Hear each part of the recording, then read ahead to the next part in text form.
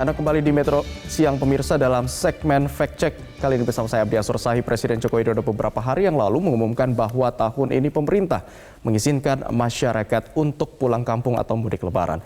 Setelah 2 tahun pemerintah melarang mudik lebaran, akhirnya tahun ini mudik diizinkan. Lantas apa saja syarat untuk mudik tahun ini yang masih dalam situasi pandemi COVID-19? Berikut kita simak pernyataan selengkapnya dari Presiden Joko Widodo berikut ini. Bagi masyarakat yang ingin melakukan mudik lebaran juga dipersilahkan, juga diperbolehkan. Dengan syarat sudah mendapatkan 2 kali vaksin dan 1 kali booster, serta tetap menerapkan protokol kesehatan yang ketat. Nah, itulah tadi persyaratan untuk mudik tahun ini pemirsa yang sudah diizinkan oleh pemerintah yang tadi juga sudah disampaikan oleh Presiden Joko Widodo. Lantas pertanyaannya, kalau misalkan masyarakat yang belum memenuhi syarat tersebut atau belum mendapatkan suntikan vaksin booster, apakah masih bisa mudik? Kita akan lihat jawabannya dalam infografis berikut ini pemirsa.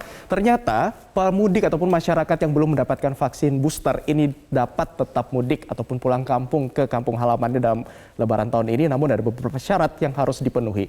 Yang pertama, pemudik yang sudah divaksin untuk dosis pertama wajib menunjukkan hasil negatif COVID-19 dari tes PCR atau polymerase chain reaction. Nah, untuk pemudik yang sudah divaksin dosis lengkap atau 2 dosis, wajib menunjukkan juga hasil negatif COVID-19 bukan dari tes PCR tapi hanya dari tes antigen saja.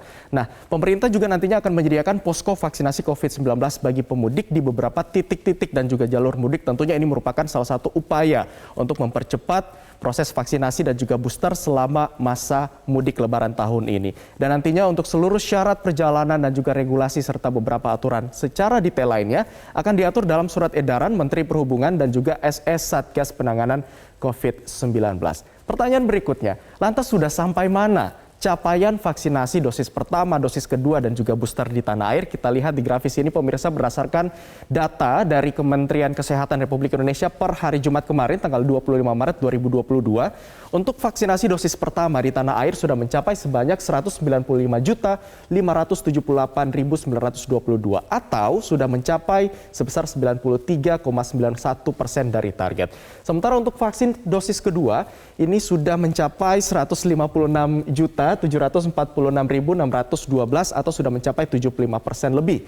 Dan untuk vaksinasi booster saat ini sudah mencapai angka ini 18.500.000 lebih atau baru sekitar 8,92% dari total target ataupun sasaran secara nasional sebesar 208.265.720. Nah, di grafis berikutnya kita juga akan melihat nantinya ada berapa total vaksin yang sudah tiba di tanah air, kemudian sejauh ini sudah berapa sih yang disuntikan.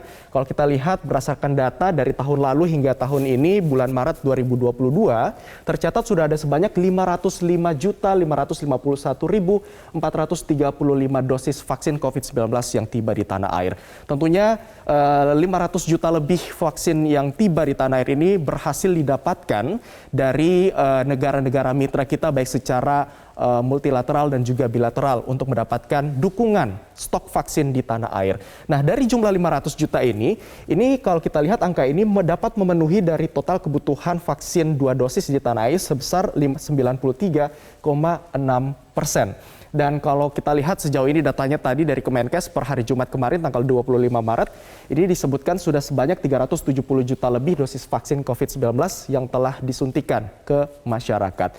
Nah, kemudian juga ada informasi yang menyebutkan bahwa ditemukan adanya indikasi 18 juta dosis vaksin berpotensi kadaluarsa pada bulan Februari 2022 kemarin. Pada saat terindikasi adanya potensi 18 juta vaksin yang akan masuk masa kadaluarsa ini, Kemenkes kemudian terus mempercepat laju vaksinasi dan melakukan validasi data stok vaksin di sistem pusat serta daerah. Nah, selanjutnya Kemenhub juga memprediksikan tahun ini, lebaran tahun ini, ada sebanyak 80 juta masyarakat yang berpotensi akan mudik. Berikut kita lihat pernyataan selengkapnya dari juru bicara Kementerian Perhubungan Republik Indonesia, Adita Irawati, yang mengatakan bahwa potensi masyarakat yang akan melakukan mudik mendekati angka 80 juta.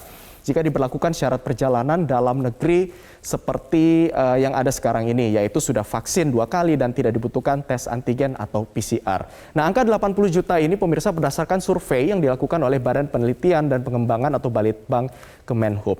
Nah, lantas bagaimana respon dari para pemangku kepentingan khususnya untuk mereka yang mengurus di bagian transportasi? Kita lihat pernyataan dari VP Public Relation KAI, ini Joni Martinus, yang mengatakan bahwa jika pemerintah menetapkan perubahan persyaratan, maka KAI senantiasa akan mendukung dan mematuhi kebijakan tersebut, serta akan mensosialisasikannya kepada masyarakat dan juga calon pelanggan.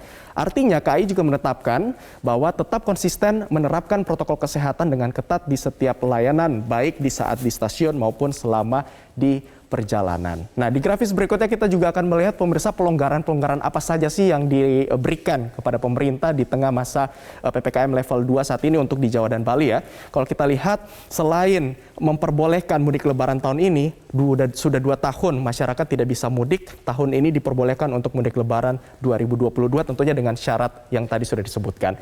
Nah, tahun ini masyarakat juga dibebaskan untuk sholat tarawih secara berjamaah di masjid, tentunya dengan menerapkan protokol kesehatan juga.